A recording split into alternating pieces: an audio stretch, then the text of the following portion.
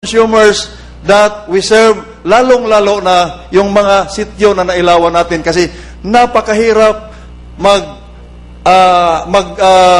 napakahirap sila kumbinsihin na kahit may linya na ayaw pa nilang magpakabit dahil hindi nila alam paano yung buwan-buwan na bayad, which hindi naman pwede na atin yung isa-subsidize. So, ang gagawin na lang natin, we will see to it na mamimaintain yung competitive edge ng generation cost ng Mindanao compared to Luzon and Visayas. Kasi yung sabi nga, mahal na Pangulo, sana those who have least in life must have more in law. At aasahan namin, pakinggan mo kami, mahal na Pangulo. Okay. Marami ho kayo nasabi, sana napakinggan ko lahat, no? Pero let me just ask you, sabi, we won't have new plants pag na-retain natin yung Agus at saka Pulangi because we will just yung repair, ano yung tatlong components, repair, operation, maintenance. Yung rehab, who takes care of it?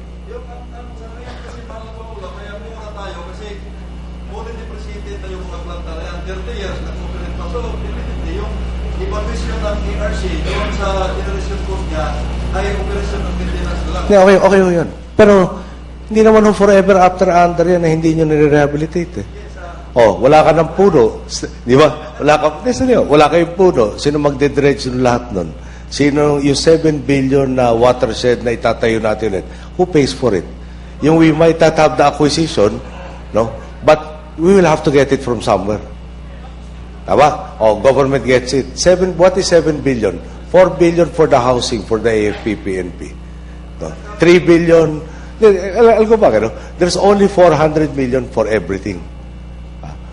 400B, everything needed in the country.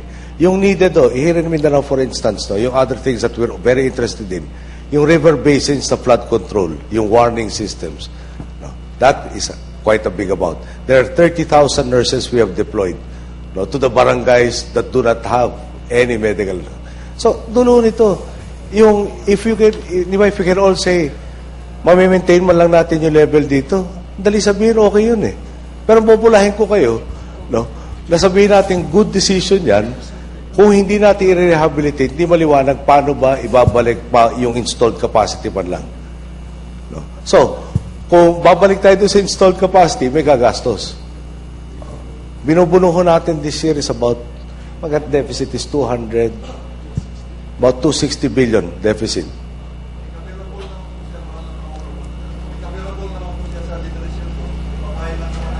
Pero babalik naman tayo doon na pag pinasa natin sa consumer, baka hindi na small price increase.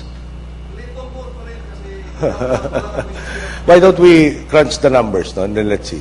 Pero ulitin ko lang, hindi libre. May gagastos. So, sinong gagastos dito? Yun ang point. Now, I'll go back, Bakit ba umabot na ganyan yung state? There is a difference, installed capacity and available capacity. Medyo significant. Parang 2/3, It's about yung installed capacity and what we're actually getting is only 2/3 of installed. Why has it gotten to that point? What happened to the 1/3? Saan napunta yung new technologies that should have created better efficiencies? After we finish yung August 6 na 1 and 2, you gain another 19 from installed. May plus 19. Yung pinapropose nyo, I'm not even sure we can maintain what we're getting now. Yung so-called available. Parang ganda pakinggan, napaka-simple. Pero ulitin ko, it does not lead us to the long-term stability. Yung component that it is now producing, we might even lose that.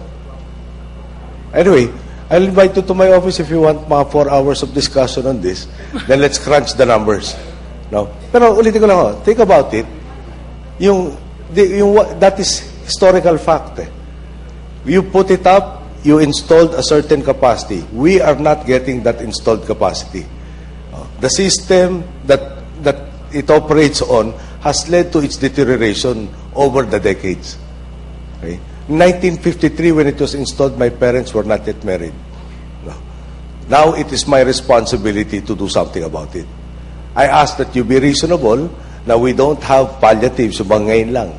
Mukhang ganda pakinggan. No, I will not be running. So I'm not constrained to say the politically correct thing, but I have to tell you the truth. No, I will have to give you something that is sustainable, and that I think is my responsibility as the leader of this nation. No, not to be poggy, no, but to give you long-term solutions that will last even when I'm already a fertilizer on the ground. Okay? Yeah. Thank you, Governor Dulsari. President, actually, kanina po sa presentation namin, in behalf of the Mindanao Local Chief Executives, ang hinihingi po namin ay yung IPIRA law, kung pwede lang po ma-revisit po natin yon for a review. And we urge the congressmen and the senators around here na kung pwede po i-reviewin yon and look into the provision of privatization. Because ito pong Angus at saka itong Pulangi, libre ho kami mamaya. Ha? Yung Agus Pulangi complex. This is producing a lot of kilowatt power. And therefore, we have shown earlier that in the last 9 years, Napocor is actually making money, Mr. President. It's not losing money. But what that IPIRA law specifies, and I think, if I understood it clearly, na yung IPIRA po, it is really for privatization, but with competition. But what is happening now, Mr. President, ito pong IPIRA law as implemented, madami na pong asset ang ating Napocor na benta na privatize na. The only thing left here is the Agus and Pulangi complex. Kung pwede lang po, let us retain this ownership by the government. Because this is our only holder. And we have sufficient income that was shown in the last 11 years. From 2003 to 2010, we have been earning, that complex is earning at the rate of 7 to 9 billion pesos a year. So we just would like to have it revisited para mawala po yung cartel issue, yung the control of private sector to the operation of our power system, no?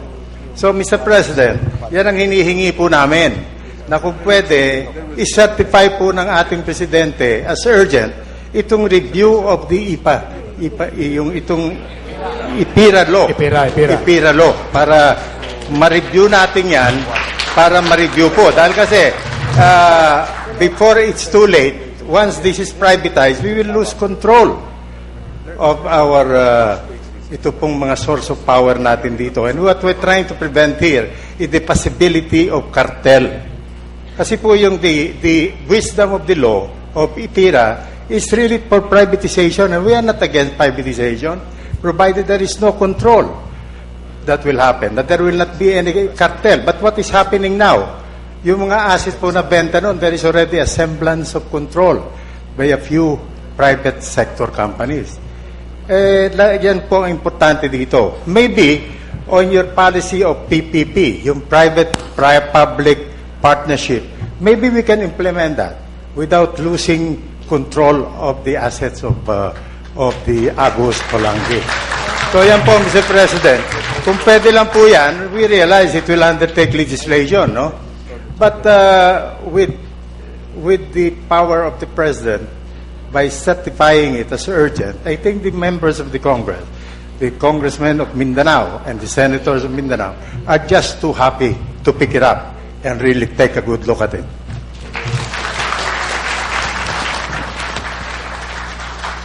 Yung sa kumikita yung dalawa, no? Parang, sorry, I can't take that as gospel truth. I'm still contending with close to 1 trillion debt of Napocor, and it has to come from somewhere.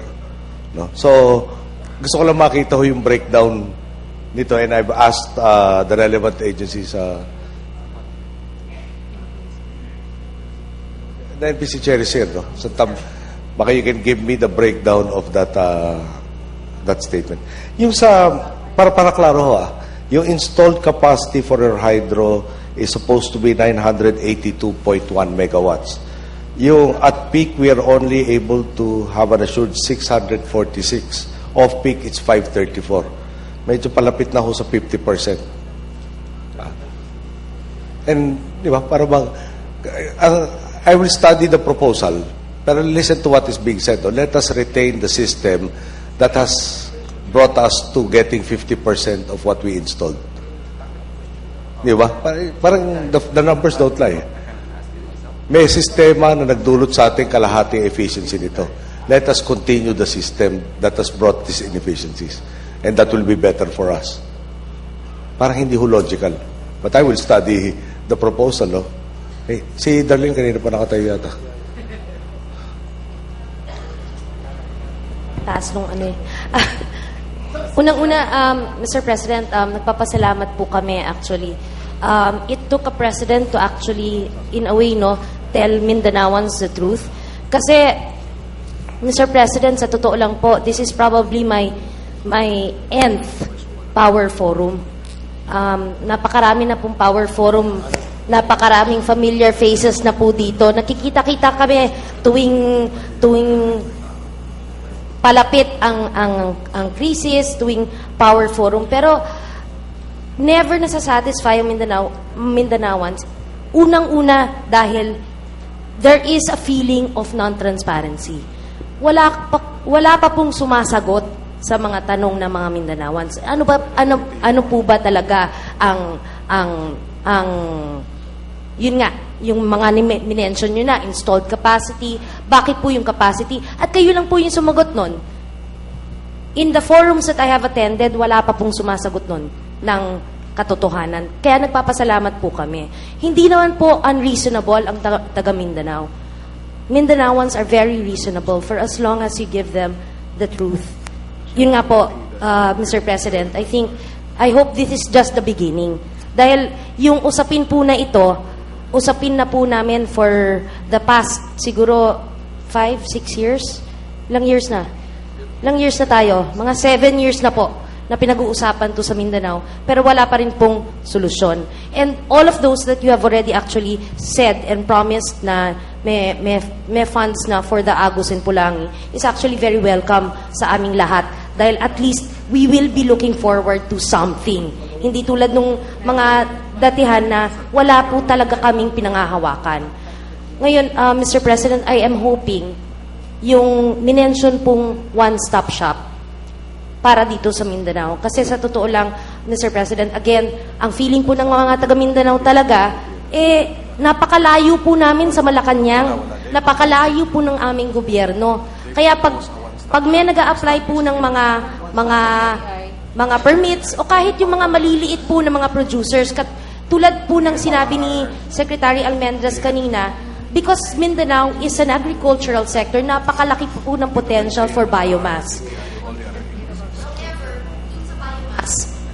Marami po liliit po ng mga negosyante at hindi po players ng industriya ng energy.